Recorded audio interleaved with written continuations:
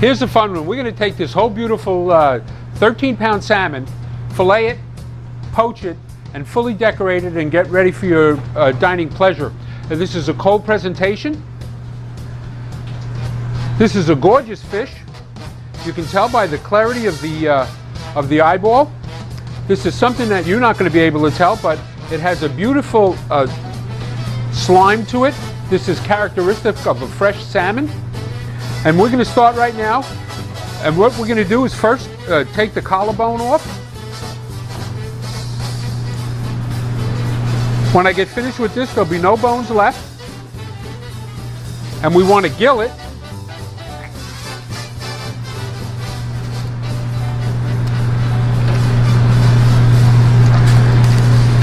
All the unedible parts.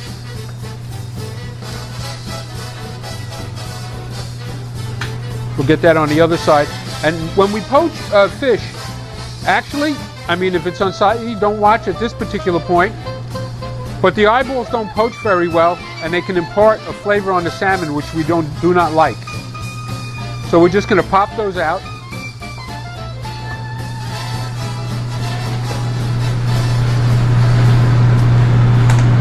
Remove the fin bones as we go.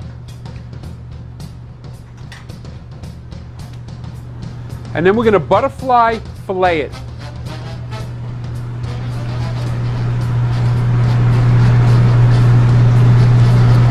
And once we find the center of the bone,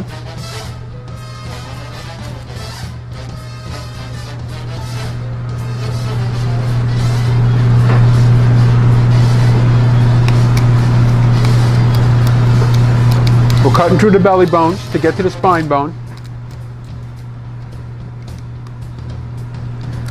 And this salmon has gorgeous color, an Atlantic wild.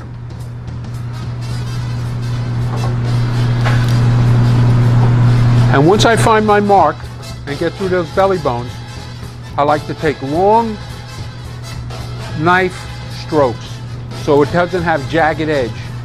Nice long, you can see how smoothly the meat comes right off.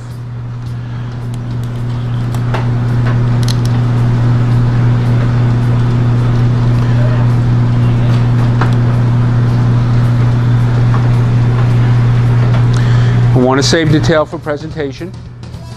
So now we're halfway through the butterfly process, and then we want to hit the other side.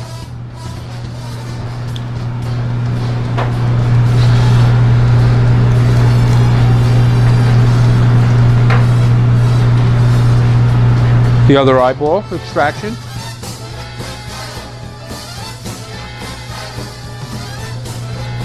The other collarbone.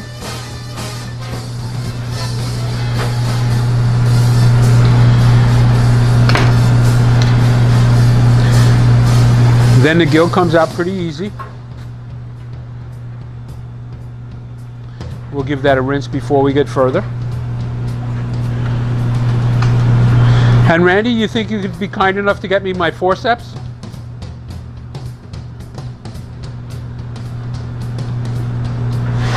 So I'm going in underneath the belly bone. Be very careful. Whenever pointing the knife in towards yourself, you can do some serious damage. But I'm going very simple. Very easy.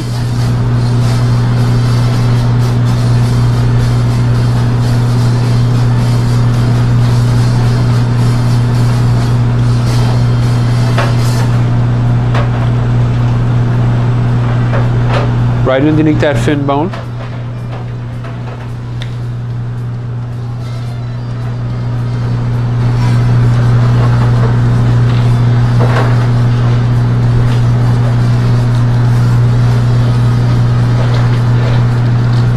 And I always have much more luck with the first side than the second side. One side's always a little bit more tricky than the other. It may be hard to see how I'm getting to it, but once I can open you up a picture of it,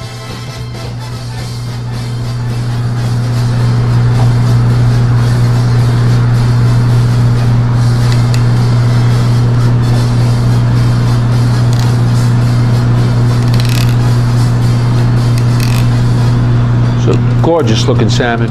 color is fantastic. As you can see in the blood areas how clear it is. You never want to see anything that's dark and has a muted look.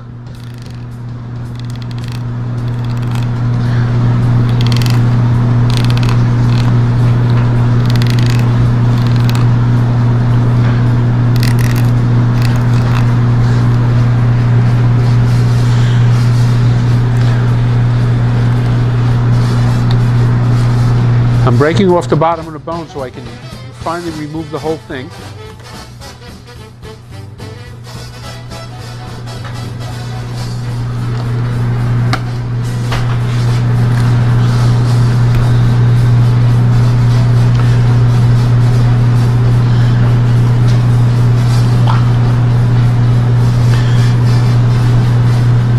And now it should pretty much just come right out for me.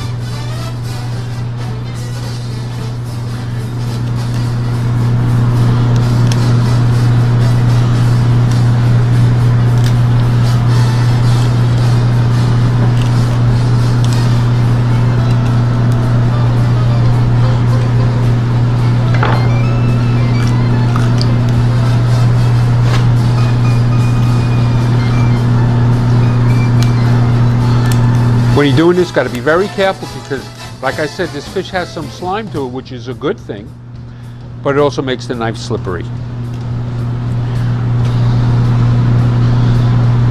So as you noticed on one side, I worked underneath and got the belly bones, and I'm feeling now for if I left any on. So I have no belly bones, one little piece right here. We're going to cut away the extra fat. And we didn't get the fin bone on this side.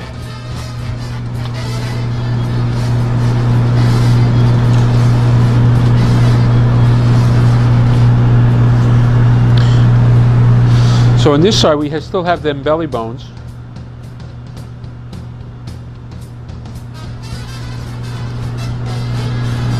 Just working nice and easy. And I'm always cutting up because I don't want to cut into the meat of the fish.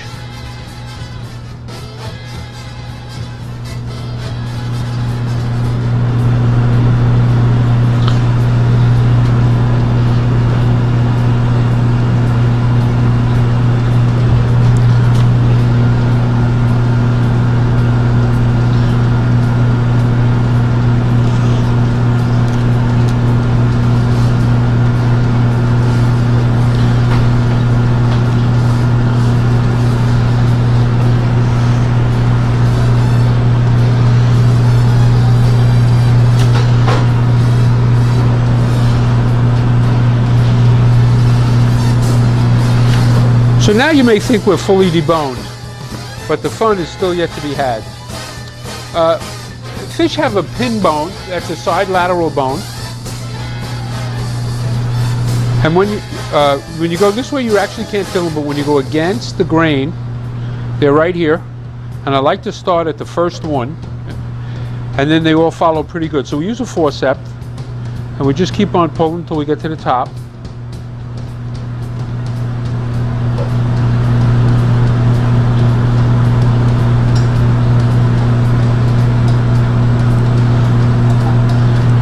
And once you break the membrane, the top ones follow through. If you were to start at the top and work your way to the bottom, you'd be tearing up the fish. They just pull so easy because you've made the channel for them to follow. And after a while you can just see them. Or maybe it's just because I just know where they are.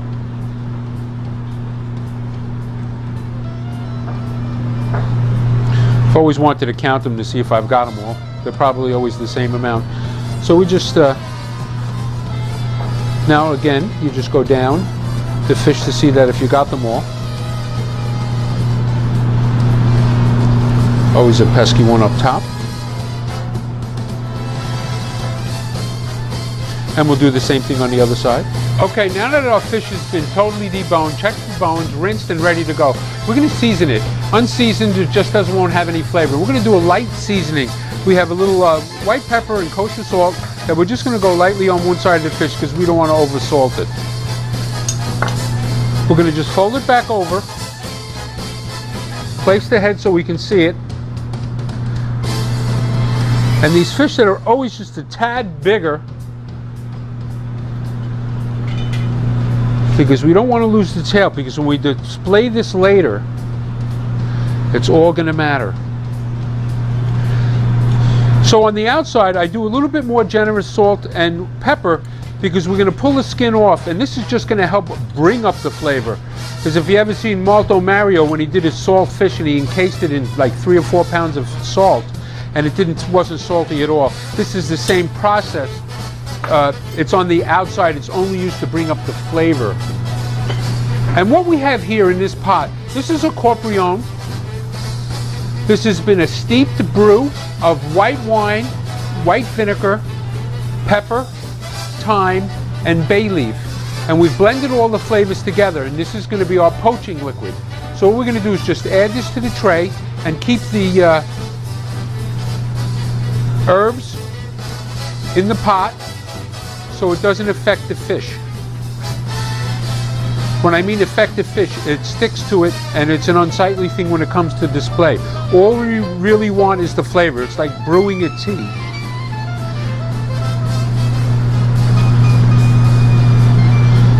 So poaching is a very simple thing. We just do it in it's cooked in liquid. We're going to make a tenting situation.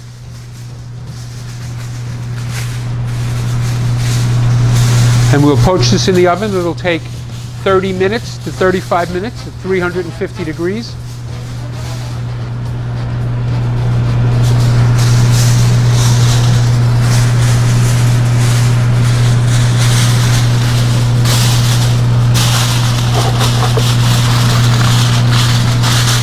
Try to give it a nice tight fit to keep that steam in.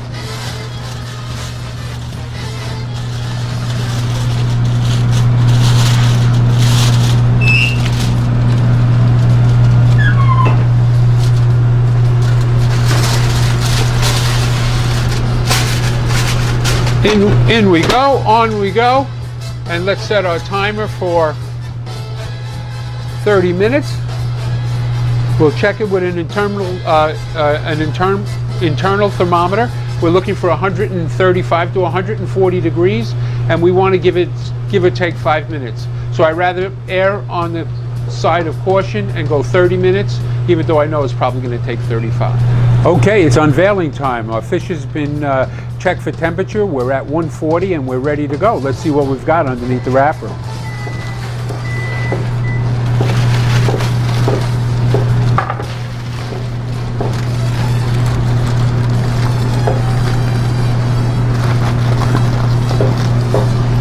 Got to peel back gently.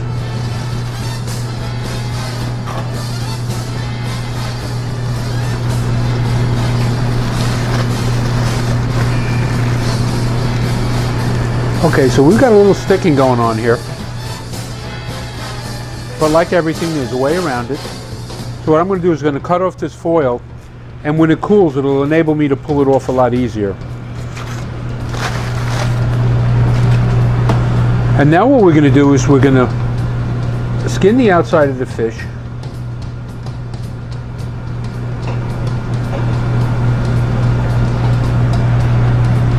Because our presentation doesn't call for a skin on, plus it still has the scales.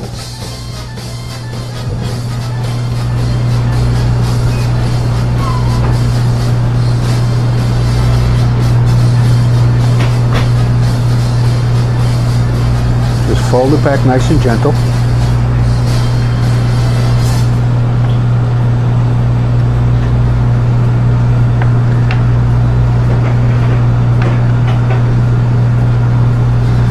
Oh, this is such a nice fish.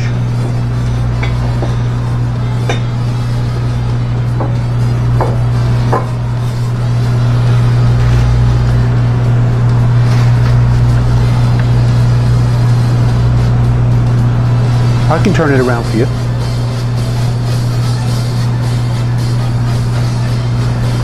And this is the back spine bone which we kept together. We're going to pull that off. And this has some bone in it. We'll just pull it and it should come right out.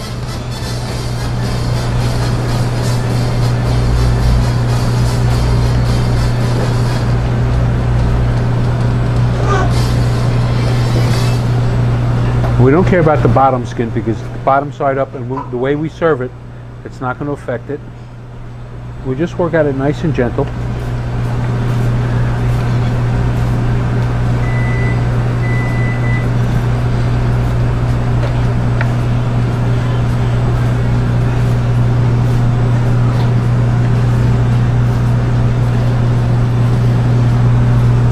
The dark in the fish, whether it be salmon, flounder is hard to tell because it's very small and very thin, or on your big fish, the dark is the fat.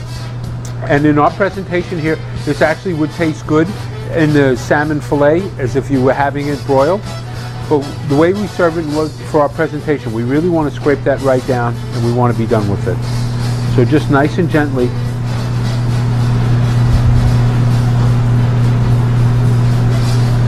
And in your stronger fish, this is the thing that imparts the strongest flavors, is the fat. So if you remove your fats from your stronger fillets, they taste a little milder.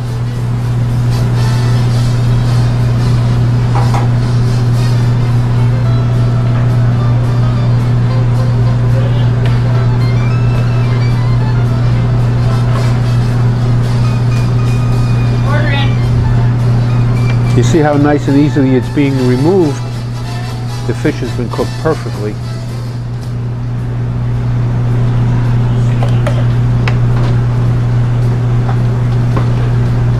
When we get done with this, we're going to put some beautiful color back onto this fish in the way of fresh vegetable garnishes, staying with a healthy presentation.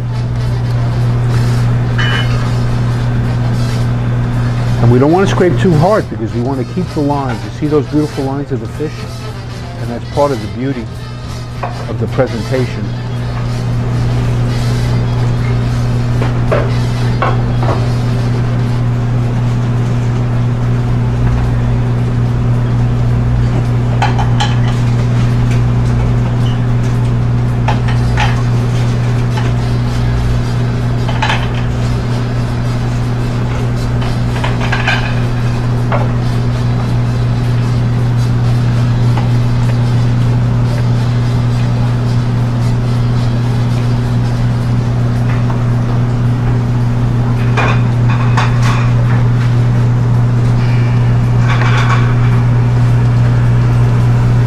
That's as much as we're going to do with the knife. Now the next stage is this is a starting stage for the presentation of the fish and the fish's garnishes. So at this point now we have to let the fish cool. We're going to glaze it with a clear aspect using the corporione that we had cooked it in, the stuff that we did not use. And then we're going to glaze the fish and then we're going to put a garnish on top of it. And we'll continue that next. So our salmon's ready for its final touches. It's been glazed with a clear aspect, and that's for two reasons: to seal out the air and to also the garnishes to adhere. What I do is I dip the garnishes also into the clear aspect and place them on the salmon so they hold on. So here we go. Let's garnish this bad boy up and make it look like something. So here's how we got from the oven. Trays all cleaned up. We've been glazed with the aspect, and now we're ready for the final touches. So one of the things I like to do is to simulate fish scales. I take some very thinly sliced cucumber.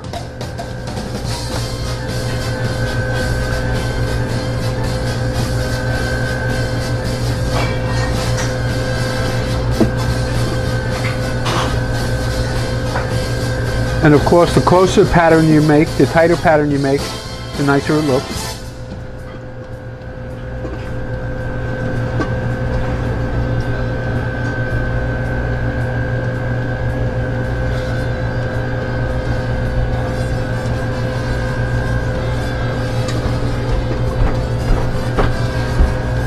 And cucumbers and salmon just go fantastic.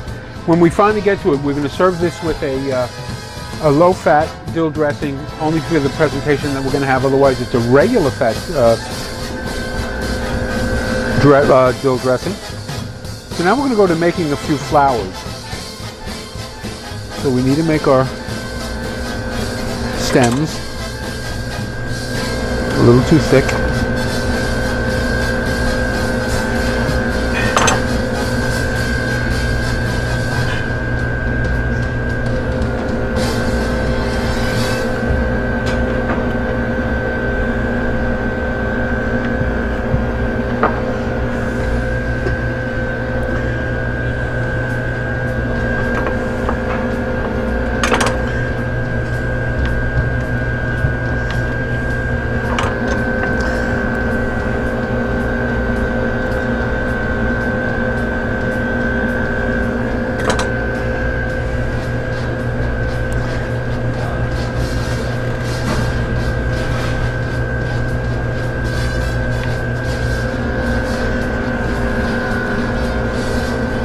And I'm going for overkill. 3's probably enough. But if you don't go for overkill.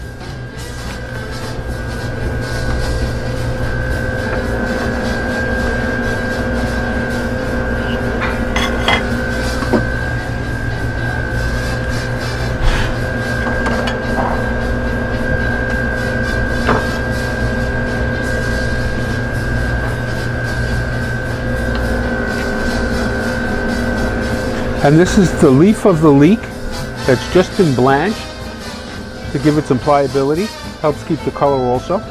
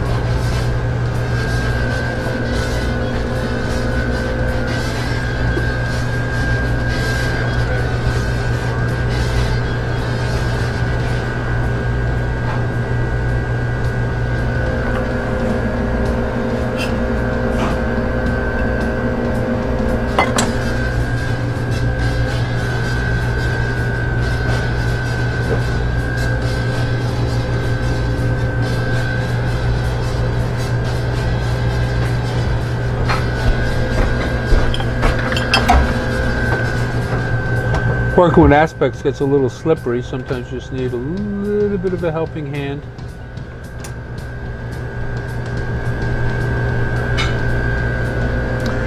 And then with a little red, it's always nice to have a little black. We'll make a little black-eyed Susie.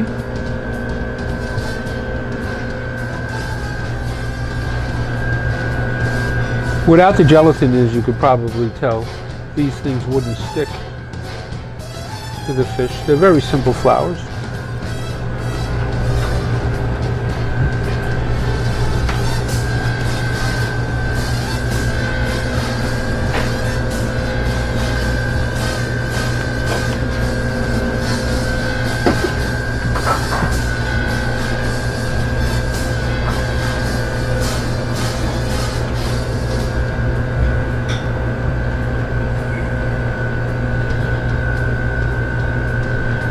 Just had some nice color, the reds, the whites, the greens. And fun with food is really all about the color and the blending of flavors.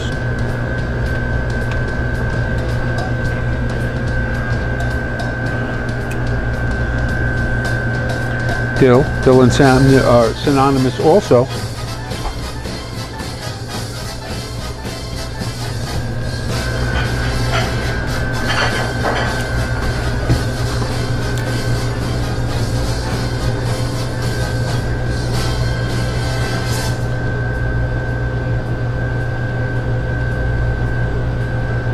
You don't want to take too much away from the flowers. Go down a little bit there.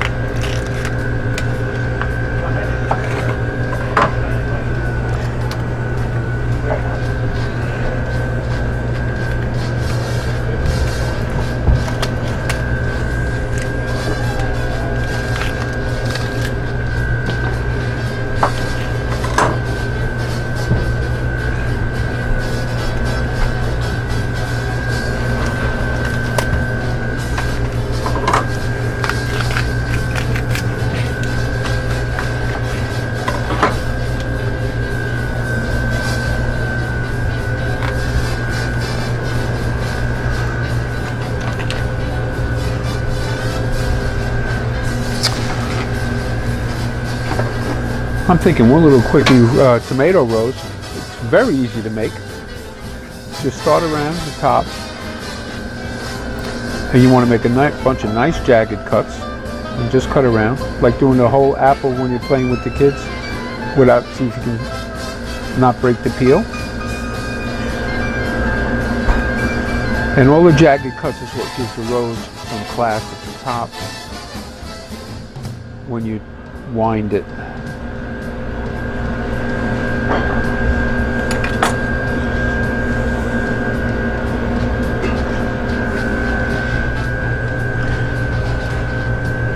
See, I cheated, I lost too much at the top.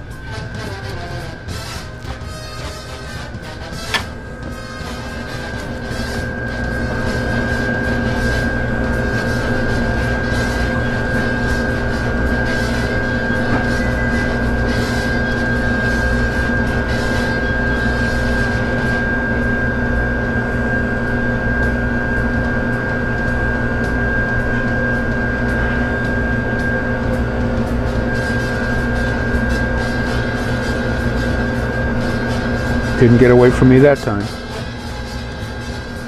Here we go.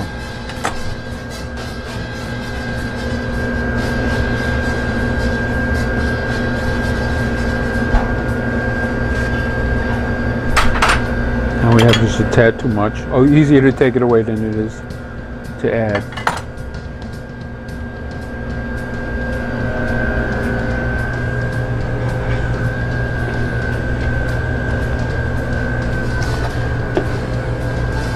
Lemons and fish, fantastic.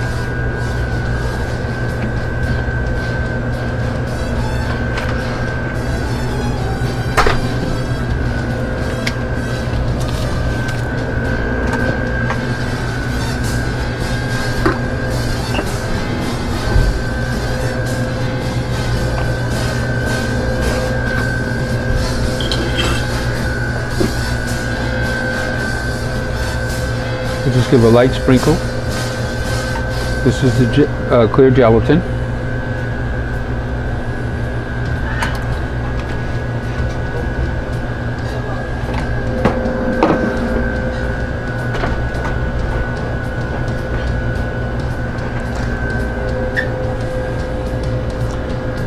Whole poached salmon in aspic.